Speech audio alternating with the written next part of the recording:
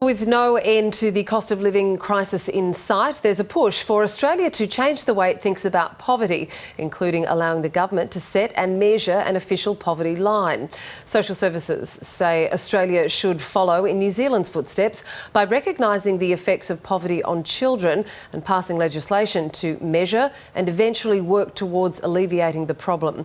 Greg Jericho is the Chief Economist at the Australia Institute. He joins us now from Canberra. Hi Greg, thank you for joining us today. Not a problem. Just how many people are currently living in poverty in Australia? Can you paint a picture as to what that's like? Yeah, what we're seeing is we know that there are over around 3 million people who are living in poverty. It's a vast number of people, but really the crucial issue at the moment is we don't actually have an official measure of poverty. So how many we're saying are actually in poverty is rather up to debate. And that's kind of the real issue that we're dealing with, because you can't fix what you don't know. And if you're not even measuring it, it's very easy for governments to avoid even having to deal with the issue. OK, so how do you then set, a poverty line? How do you define it? I mean, I know that over the years this has been, of interest to governments, whoever might be in power. The Henderson poverty line was developed back in the 70s. So is that just a rough guide now, and where do we go from that?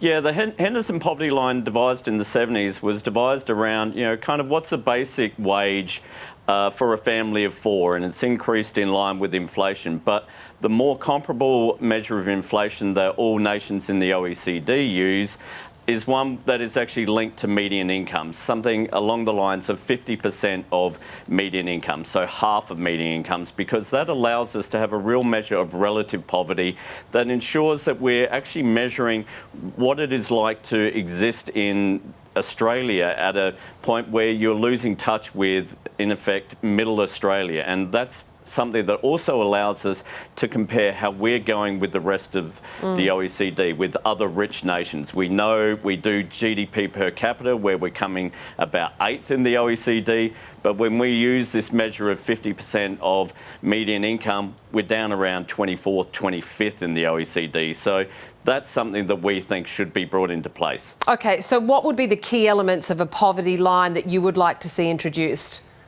Well, certainly we think that it should be something that is comparable with the rest of the OECD, something that comes out regularly. We would suspect every 3 months, so quarterly, much like the GDP and inflation figures that come out.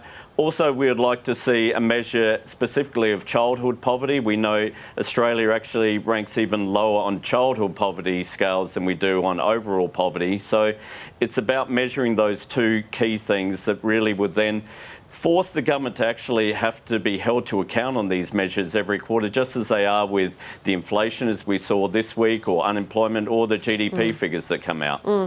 We did mention the New Zealand experience earlier in the interview. I believe that they introduced laws in 2018. What are they doing there? Is it working? Would you like to borrow some of those ideas?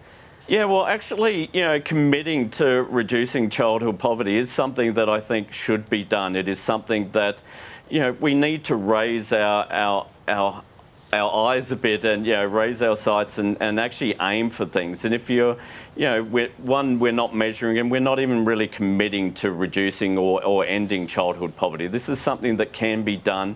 It's actually something that we know is, in a sense, what needs to be done. We need to provide more support to people in poverty. So what we're after is, one, government measuring it, government committing to actually eradicating childhood poverty, and also acknowledging that actually during the COVID years, when governments massively increased subsidies to things like JobSeeker, that it actually had a huge impact on reducing poverty. This is not something that is beyond the ability of governments.